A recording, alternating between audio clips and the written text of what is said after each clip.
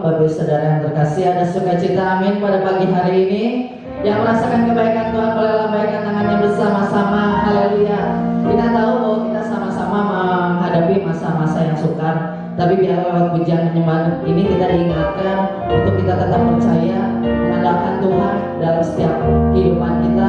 Kita yakin bahwa selama kita berjalan bersama Tuhan pasti ada pertolongan Tuhan. Amin, Bapak Saudara. Mari kita siapkan hati dan pikiran kita. Kita sama-sama bersyukur, kita sama-sama menyembah Tuhan. Yes.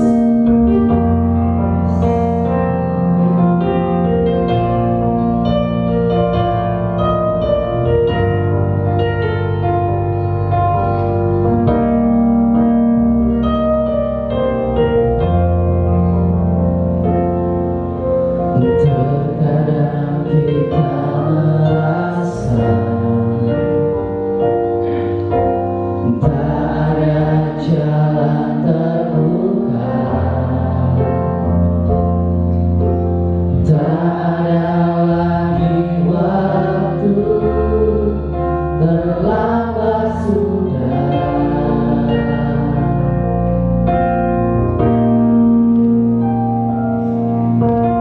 Tuhan tak pernah berdusta, Dia selalu pegang janjinya. Bagi orang percaya, mujizat nyata.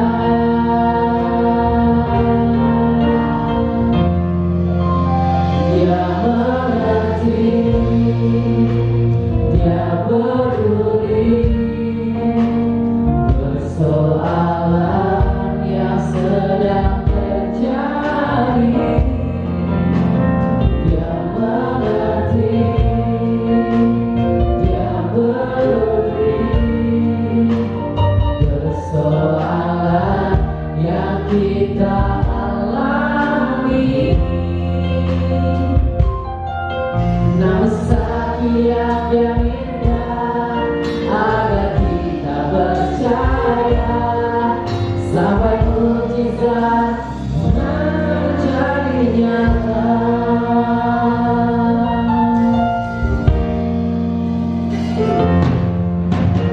Terkadang kita merasa tak ada jalan terbuka, tak ada lagi waktu, terlambat sudah.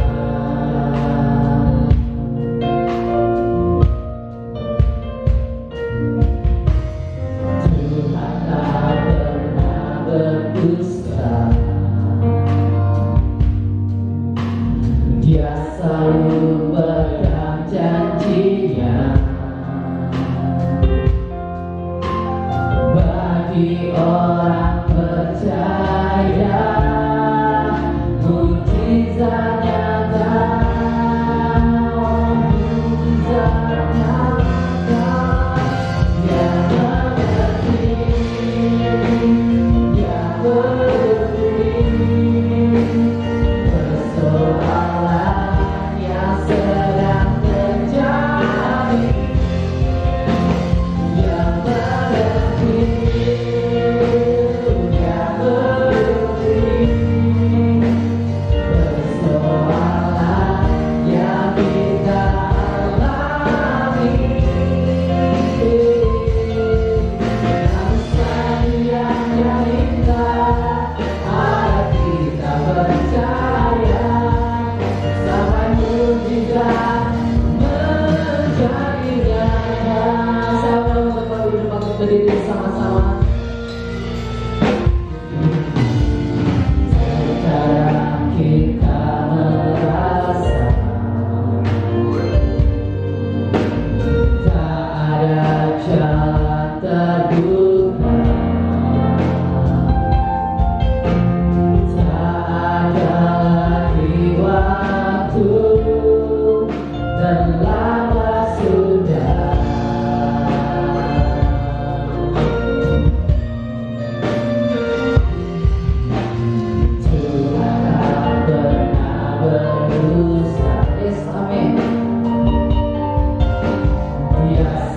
selalu pegang janjinya.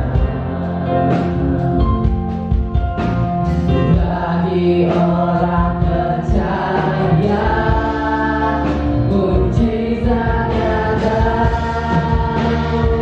mujizat nyata yang mengerti, yang peduli persoalan yang sedang terjadi, yang mengerti, yang peduli persoalan yang kita alami.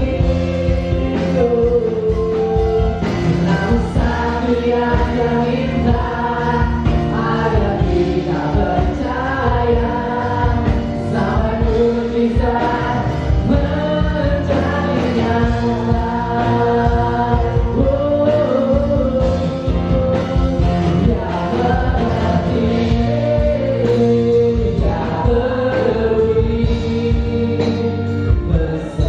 persoalan yang sedang terjadi, yang mengerti, yang peduli persoalan yang kita alami. Namun satu yang dia minta agar kita percaya, sampai mujizat menjadi nyata. Dia mengerti, yes God. Dia mengerti, Kau yang peduli atas setiap permasalahan yang sedang terjadi. Kami berserah penuh kepadamu. Dia mengerti,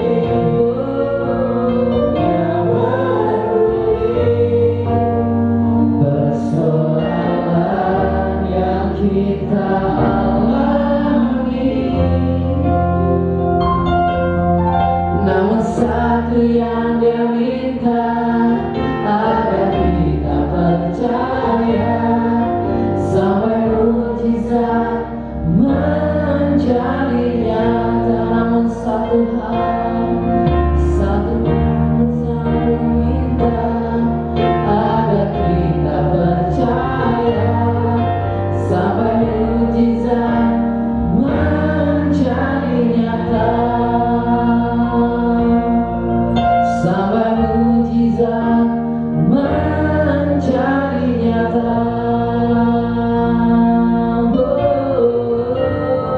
Mari sembah Dia. Mari bersyukur kepada Tuhan Yesus.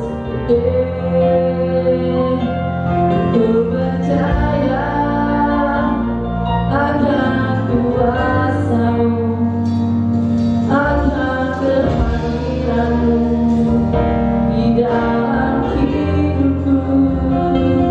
Kau Allah yang setia, yang tak pernah meninggalkan kami. Yesus Tuhan,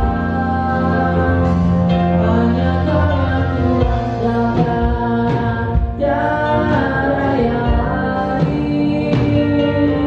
Hanya Engkau Tuhan. Mujizat yang terjadi bagi setiap kami yang percaya kepadamu. Hosea bagi nama-Mu, Hosea bagi nama-Mu. Bersyukur,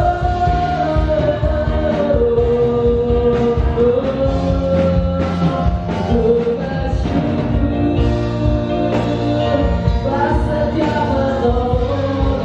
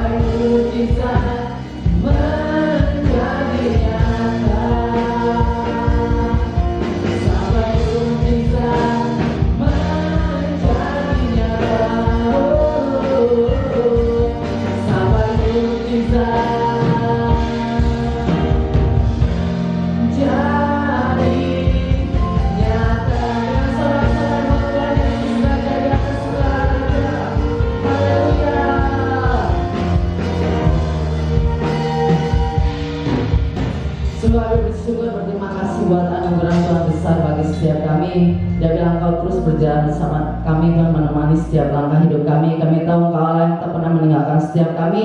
Engkau Allah yang mengerti, Engkau ada yang peduli atas setiap persoalan yang kami hadapi. Kami tahu kemenangan akan Tuhan berikan atas setiap kami. Biarlah kami boleh belajar percaya penuh kepada Tuhan, karena kami tahu Tuhan yang kami sembah adalah Tuhan yang hidup, Tuhan yang berkuasa atas hidup setiap kami, dan Tuhan yang terus mencampur tangan dalam setiap apapun yang kami kerjakan. Tuhan, terima kasih Bapa.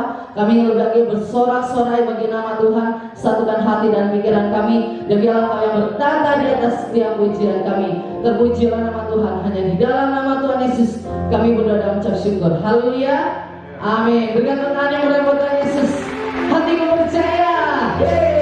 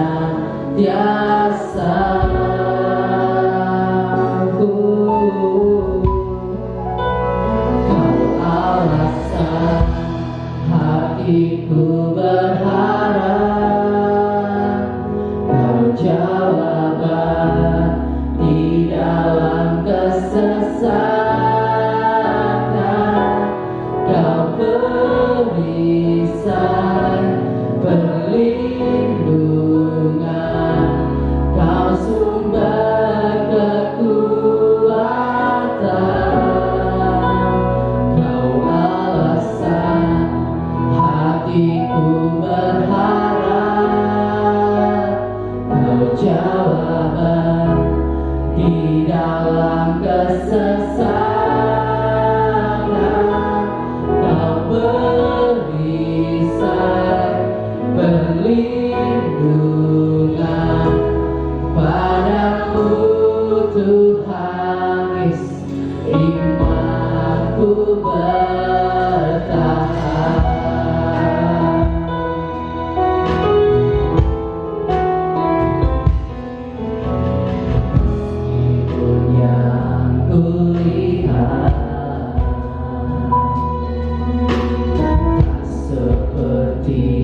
yang ku harapkan, namun hatiku percaya Kau sedang bekerja. Saat lewati lembah, ada tanganmu menjaga janjimu yang meneguhkan hatiku senantiasa.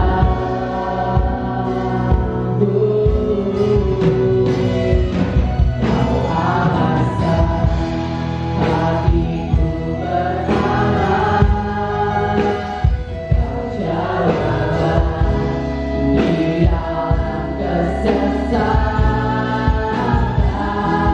Kau perisai perlindungan, Kau sumber kekuatan. Kau alasan hatiku berharap, Kau jawaban di dalam kesesatan.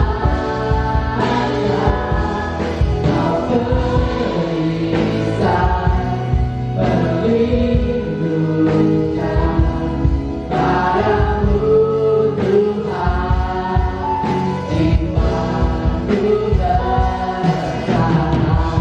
Saya mau berbagi berdiri bersama-sama di rumah sekalipun Tuhan Yesus ada untuk menopang setiap kita. Yes. Jangan sampai kita putus harapan, karena Dia sumber pengharapan sejati. Yes.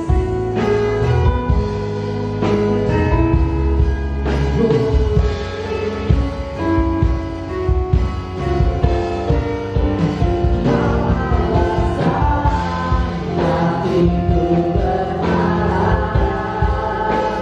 Kau jawaban di dalam kesesatan.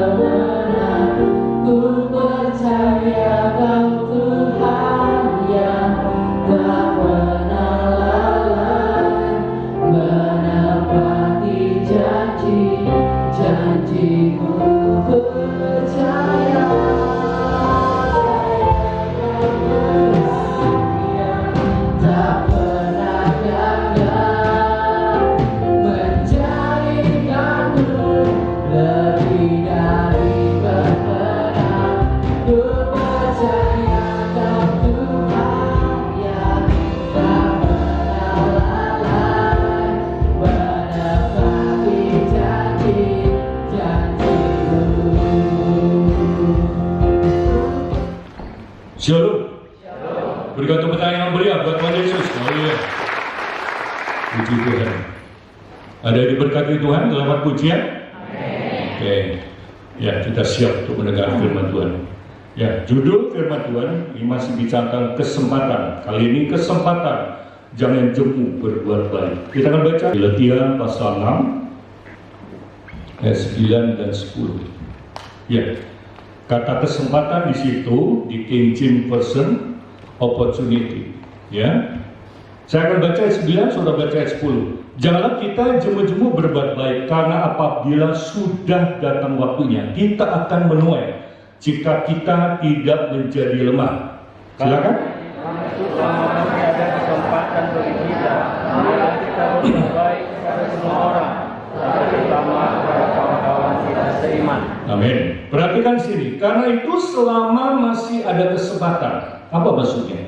Selama kita hidup, selama kita mampu, selama kita sehat, selama kita masih beraktivitas, marilah kita berbuat baik kepada Semua orang. kepada siapa itu semua orang? Termasuk orang-orang yang tidak percaya kepada Kristus. Semua orang, tetapi terutama kepada kawan-kawan kita seiman. Ya, orang seiman itu banyak di seluruh dunia.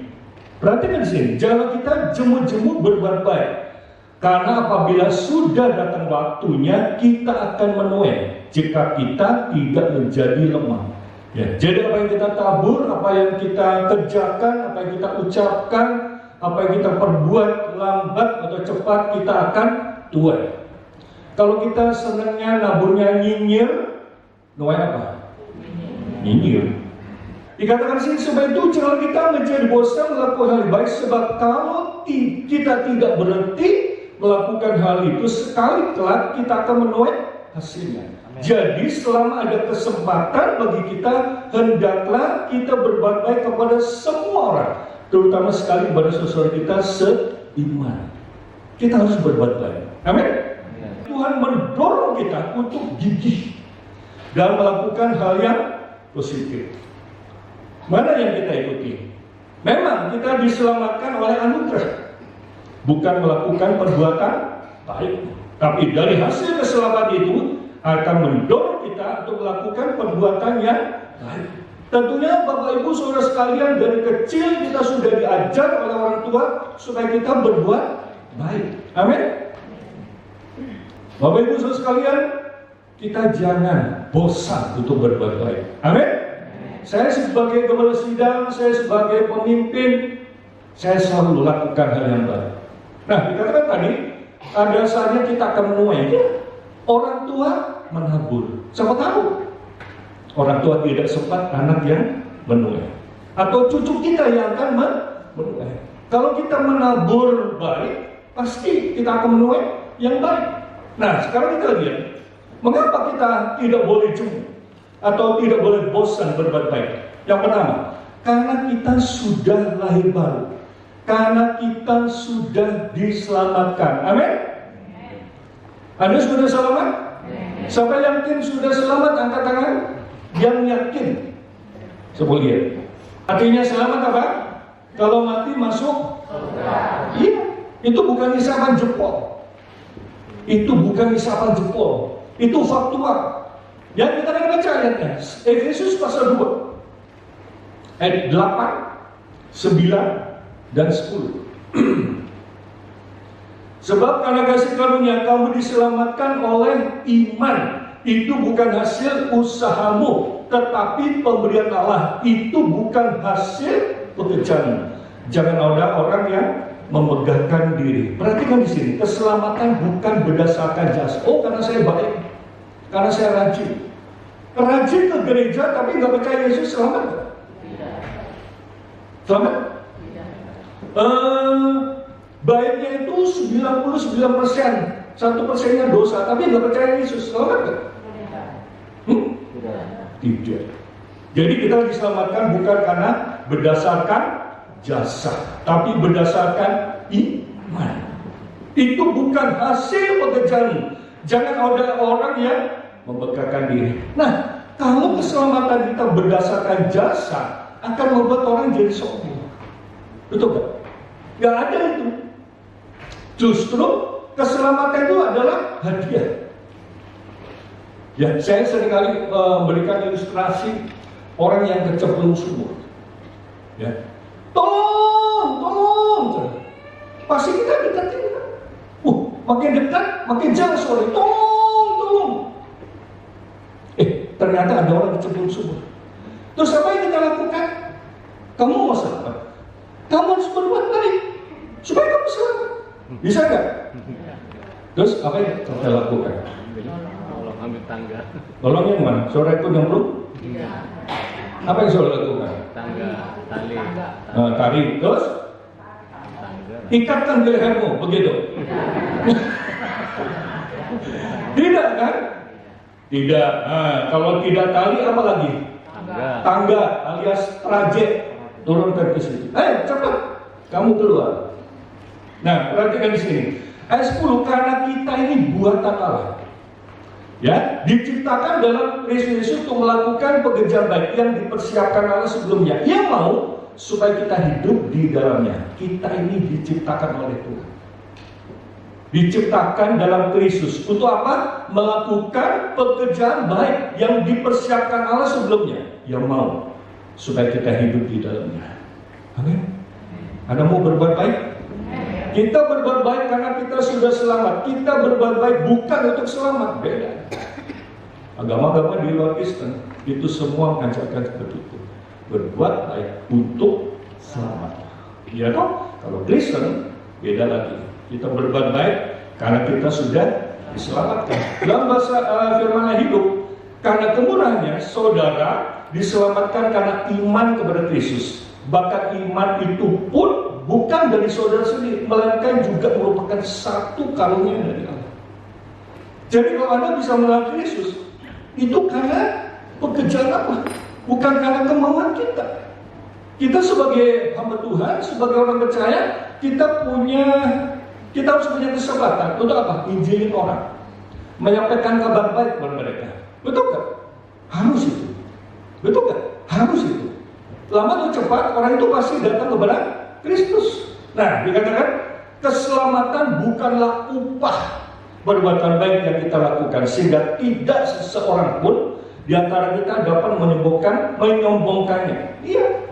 Kalau keselamatan itu berdasarkan perbuatan, orang bisa jadi sombong. Betul kan? Kita diselamatkan bukan karena itu. Apa karena kita ganteng diselamatkan? Kita cantik kita diselamatkan? Tidak. Karena iman.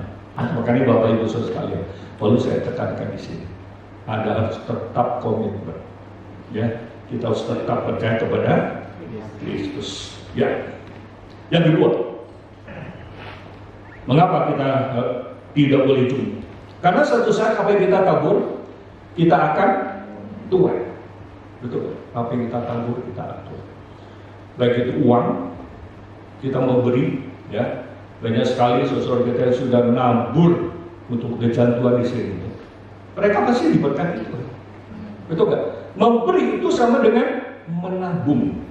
Katakan, memberi sama dengan menabung. Menabung. Ya, memberi sama dengan menabung. 1, 2, 3. Memberi sama dengan menabung. Nah, setiap kali saudara kasih persembahan, baik pembuat pembangunan, kapan kartus, apalagi perpuluhan, itu berarti saudara nabung.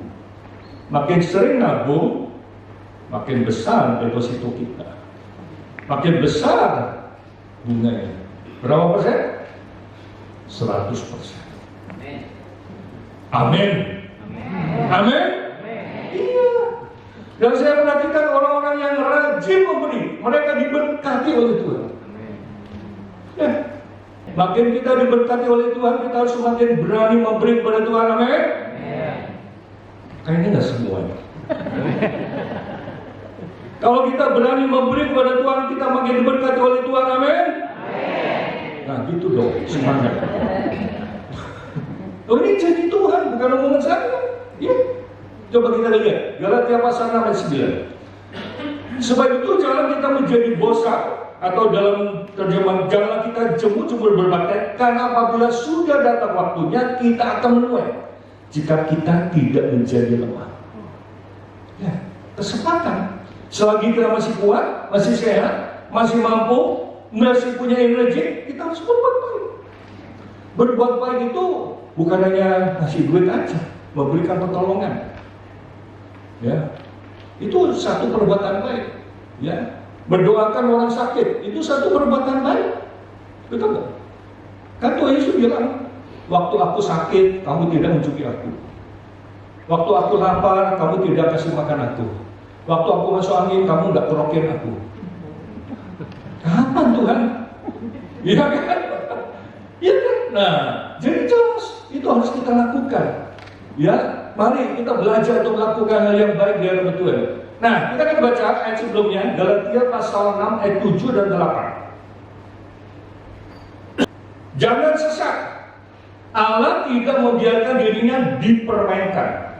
Karena apa yang ditabur orang itu juga akan dituai. Sebab barang siapa menabur dalam dagingnya, ia akan menuai kebinasa dari dagingnya. Tapi barang siapa menabur dalam roh, ia akan menuai hidup yang kekal dari roh itu. Nah, dikatakan situ, kita akan menuai pada waktunya karena berbuat dan tidak sia-sia, pasti ada balasannya. Jangan menyerah, tabur terus dalam roh selama masih ada kesempatan. Kita baca Pengkhotbah pasal 11. Pengkhotbah 11 ayat 1 dan 2. Lemparkan rotimu ke air, maka engkau akan mendapatnya kembali lama setelah itu. Loh, kalau kita punya roti, kita cemplungin di kolam gitu. Lama-lama udah hancur. Tunggu 1 jam, bisa dikonsumsi? Iya kan?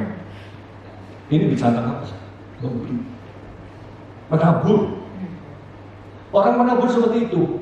Setelah menabur ya udah, nggak usah ingat-ingat lagi. Nah, maksudnya begini, lemparkan roti ke air, maka engkau akan mendapatkan kembali lama setelah itu. Berikanlah bagian kepada 7, bahkan kepada 8 orang, karena engkau tidak tahu malapetaka apa yang akan terjadi atas bumi. Lakukan sesuatu. Ya. Kalau dalam bahasa Indonesia masa kini lebih jelas lagi. Nah, dikatakan di sini, tanamlah uangmu dalam usaha di luar negeri. Kok bisa ya? Pasti kau dapat untung di kemudian hari. Nah, ini rada masuk logika. Tanamlah uangmu dalam usaha di luar negeri. Tanam saham bisa, tanam modal. Tapi berapa kemudian kita punya aset kan? Tanamlah modalmu di berbagai niaga, carilah usaha sebanyak-banyaknya, sebab orang perlu waspada sebelum musibah menimpa. Nah itu, ini bisa apa? Menabur, memberi. Yang orang menabur memberi itu, ya udah, seperti orang melemparkan roti. Ini diingat-ingat lagi. Ini bisa apa? Memberi. Kalau kita sudah memberi pada Tuhan, kita nggak perlu ingat-ingat lagi. Yang ingat siapa? Tuhan. Ingat ya, Cornelius, dia banyak korban, dia banyak sedekah. Tuhan ingat kepadanya. Oh, luar biasa. Tuhan ingat. Mungkin pendeta nggak ingat, hamba Tuhan nggak ingat, tapi Tuhan selalu ingat. Hasilnya apa? Karena dia belum percaya Yesus, Tuhan utus Petrus. Ayo, terus kamu pergi. Pergi, saudara. Ya, sementara lagi berdoa dia dapat penglihatan, dia pergi. Nah, ini puji Tuhan. Cornelius satu keluarga dimenangkan bagi Tuhan. Ya mungkin saudara baik, saudara takut Tuhan, usahamu sukses. Tapi kalau kurang satu, tidak percaya Yesus, sayang sekali. Ya, jadi teknisnya apa? Memberi dengan kerelaan, memberi dengan, jangan dengan sedih. Yang ketiga, jangan karena terpaksa. Yang berikutnya, memberi dengan kasih. Berikutnya, memberi dengan sukacita. Saudara perlu takut memberi. Nah, buat pembangunan, buat perburuan, buat Kapenkatus dan lain sebagainya. Memberi terus. Ya. Kita diajar oleh Tuhan. Betul nggak? Dalam bahasa Indonesia masa kini, coba kita baca. Ingatlah, orang menabur benih sedikit-sedikit akan memungut hasil yang sedikit juga. Tapi orang menabur benih banyak-banyak akan memungut hasil yang banyak juga. Setiap orang harus memberi menurut kerelaan hati. Jangan memberi dengan segan-segan atau karena terpaksa, sebab Allah mengasihi orang yang memberi dengan senang hati. Nah, bagus nih kalimat. Memberi dengan senang hati. Ya mungkin ada Bapak Ibu udah lama nih nggak ngasih. Ya, diingatkan kembali. Coba kita memberi lagi. Ada mau diberkati Tuhan? Ada mau diberkati Tuhan? Belajar memberi. Jangan tunggu, saya mau kecil, nggak apa-apa. Semua itu dari yang kecil. Dari sedikit-sedikit, ya, sedikit-sedikit lama-lama jadi, iya, dari sedikit lama-lama jadi banyak, kan begitu. Betul, saudara. Tapi luar biasa, Tuhan selalu mencukupi apa yang menjadi keperluan kita. Nah, kita lihat yang ketiga. Kebosanan, kejemuan adalah musuh kemajuan. Bosan, jemu, musuh kemajuan. Bosan ibadah, malas bosan doa. Ya kalau kita terus mengalami kebosanan, kita akan mengalami kemandekan. Kalau kita mengalami kebosanan, kita mengalami stagnasi. Betul nggak? Betul nggak? Iya. Gereja harus bangkit. Anak Tuhan harus bangkit. Anak Tuhan harus semangat. Amin. Yes. Kita akan baca 2 Korintus 4 ayat 1 dan 16. Oleh kemurahan Allah kami telah menerima pelayani, karena itu kami tidak tawar hati. Ayat 16. Sebab itu kami tidak tawar hati, tetapi meskipun manusia lahiriah kami semakin merosot. Apa itu merosot? Kondisinya semakin lagi semakin merosot. Kenapa kondisi kita merosot? Karena sakit penyakit. Kenapa? Stres. Gak punya duit. Merosot. Merosot. Ya. Makanya kita mesti semangat. Amin. Kita ibadah jalan terus. Memang ada banyak alasan tuh. Bosan. Yang pertama, bosan untuk ibadah. Kita baca Ibrani 10 ayat 25. Jangan kita menjauhkan dari pertemuan ibadah kita seperti dibiasakan oleh beberapa orang, tapi marilah kita saling menasihati dan semakin giat melakukannya menjelang hari Tuhan yang mendekat. Ya. Gara-gara pandemi kemarin dari bulan Maret, jadi banyak anak-anak Tuhan coba kita keenakan, saudara.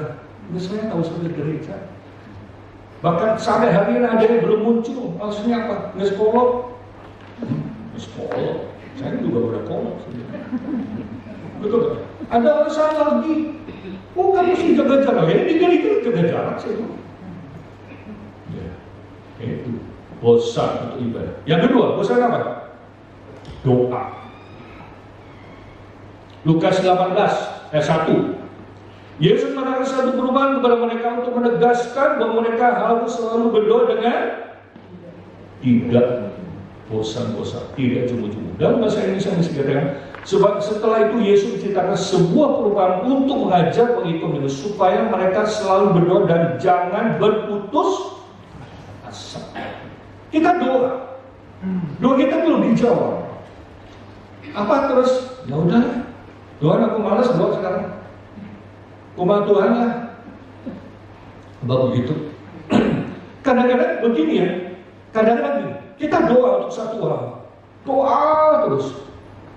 Sebenarnya Tuhan ngejawab, ya udahlah, kita lewatin aja. Kita doa yang lain. Apa terjadi? Apa yang kita pernah doakan beberapa waktu yang lalu, ya itu kan Tuhan jawab. Padahal kita sudah tidak meneruskan doa itu. Karena kita udah bosan doain gitu. Pokok itu. Akhirnya kita ganti. Pernah nggak seorang lagi seperti itu? Pernah. Siapa yang pernah ngalami? Ya satu dulu. Pernah kan? Doa. Ada. Udah, koma Tuhan kan? Bagusnya. Apa lagi?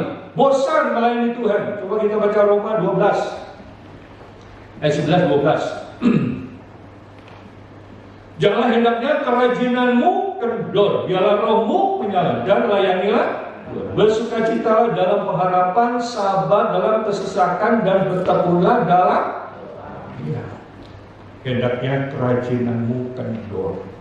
Saya seringkali kasih ilustrasi gitar. Kalau senang gitar, kendor, bisa dimainkan? Enggak, fals. Betul nggak? Banyak orang nyanyi juga fals. Sampai bernafas juga fals, saudara. Luar biasa ya. Jangan hendaknya kerajinanmu kendor, biarlah rohmu menyalanya dan layani Tuhan. Bersukacita dalam pengharapan. Orang yang percaya ke Yesus, kita punya pengharapan. Sabar dalam kesesatan. Nah, seringkali kita berdoa tidak langsung dijawab. Doa singkatannya adalah didengar oleh Allah, diakhiri oleh amin. Satu lagi, duduk ngomong-ngomong dengan Allah. Itu doa, D-O-A. Doa. Ada yang bosan doa? Kadang-kadang pagi-pagi Tuhan sudah menunggu kita. Ini anakku, doa nggak ya pagi ini? Oh, kayaknya kelihatannya dia kesiangan. Terus apa yang jadi? Gak doa, terus mau lari kemana? Ke WC. Mandi, udah mandi, sarapan, berangkat. Terus pulang, kerja sepanjang hari. Malam pulang. Tuhan tunggu lagi. Ini ngapain ya anakku? Kayaknya doa nggak? Nah, seringkali banyak seringkali banyak Tuhan begitu.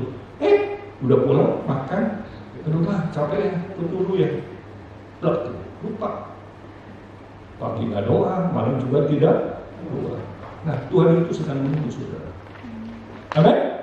Tuhan sedang ingat tuh, Tuhan sedang menunggu. Kenapa kita harus berdoa? Tuhan itu senang mendengar doa kita. Ya kan? Seringkali kita kadang-kadang pengen dengerin suara anak kita, dengerin suara cucu kita, betul. Dengan suaranya aja, rasanya mudah. Nah, Tuhan juga begitu. Seringkali kadang-kadang Tuhan juga berbuat seperti itu, betul nggak? Ya. Kita lanjut satu poin lagi, masih ada. Ya, tahu berbuat baik, tapi tidak melakukannya berdosa. Kita baca Yakobus 4 ayat 17. Tahu berbuat baik, tapi tidak melakukannya, itu dosa. Yang pertama, dosa itu karena pelanggaran. Yang kedua, dosa itu karena ragu-ragu. Yang ketiga, dosa karena tahu berbuat baik, tapi tidak melakukan, itu dosa. Coba kita baca dulu ayatnya. Yakobus 4 ayat 17, 1, 2, 3. Jadi jika seorang tahu bagaimana ia harus berbuat baik, tapi ia tidak melakukannya, ia yang kayak apa, saudara? Jadi jika seorang tahu bagaimana harus berbuat, tapi tidak. Contohnya begini, mungkin saudara tinggal di sebuah pemukiman. Di pemukiman itu kita jumpa ada banyak orang-orang hidupnya susah. Saking susahnya masa pandemi, makan pun susah, makan pun tak bisa. Nah, kita tahu orang itu nggak bisa makan. Apa kita menutup tangan? Masa bodoh? Kalau kita tahu dia susah, nggak bisa makan, sampai kurus, kering, ada kan ceritanya? Kita nggak mau bantu, kita nggak kasih beras, kita nggak kasih uang, kita itu berdosa. Biarpun kita tidak melanggar hukum Tuhan, gara-gara apa? Tidak care sama orang lain, itu dosa. Ya, makanya Bapak Ibu saudara sekalian, mungkin saudara tinggal di pemukiman, saudara tinggal di kampung-kampung, saudara tinggal di lorong-lorong, di gang-gang, kita jumpa orang-orang seperti itu. Apa yang harus kita lakukan? Kita harus care sama mereka. Tidak melakukannya, kita berdosa. Kita harus belajar kasih yang terbaik. Oke, yang terakhir, ini benar-benar terakhir. Ada pahala bagi orang yang gigih, ya, dari musik boleh naik ke atas. 2 Korintus 5 ayat 9 dan 10. Ada pahala bagi orang yang gigih berbuat baik. Mau diberkati Tuhan? Mau diberi pahala oleh Tuhan? Lakukan sesuatu. Kita baca 2 Korintus 5 ayat 9 dan 10. Kita baca, sebab itu juga kami berusaha, baik kami diam di dalam tubuh ini maupun kami diam di luarnya, supaya kami berkenan kepadanya. Kita sama-sama ayat 10. Sebab kita semua harus menghadap tahta pengadilan Yesus, supaya setiap orang memperoleh apa yang patut diterimanya sesuai dengan yang dilakukannya dalam hidupnya ini, baik ataupun itu mau baik mau jahat, semua ada Balasan. Kalau kita berbuat baik, kita akan dapat pahala. Ya, pengadilan Yesus itu untuk apa sih? Mengadili kita, menghukum kita? Tidak, menentukan besar kecilnya pahala. Itu sesuai dengan apa yang kita lakukan, sesuai dengan apa yang kita kerjakan. Betul nggak? Makanya di dalam kitab Wahyu, satu saat kita akan jadi raja, jadi imam dalam kerajaan Surga. Nah, pengadilan Yesus itu menentukan besar kecilnya. Misalnya Pak Gesang nih, menghadap pengadilan Yesus, akan ada catatan gitu. Berapa lama dia ikut Tuhan, berapa banyak perbuatan yang dia lakukan, diperhitungkan. Oh, Pak Gesang mau jadi raja, mau jadi imam. Jadi raja ya, raja-raja. Kan top manajernya Kristus. Nanti ada raja-raja kota-kota. Masing-masing kota ada raja. Raja Sukabumi, Raja Bandung, Raja Subang, dan sebagainya. Nah, kita akan jadi raja. Kalau nggak jadi raja, kita jadi imam. Nah itu diperhitungkan pada saat pengadilan. Itu beda sekali dengan pengadilan kata putih. Itu untuk apa? Membinasakan kita. Tapi beda sekali. Puji Tuhan. Ya.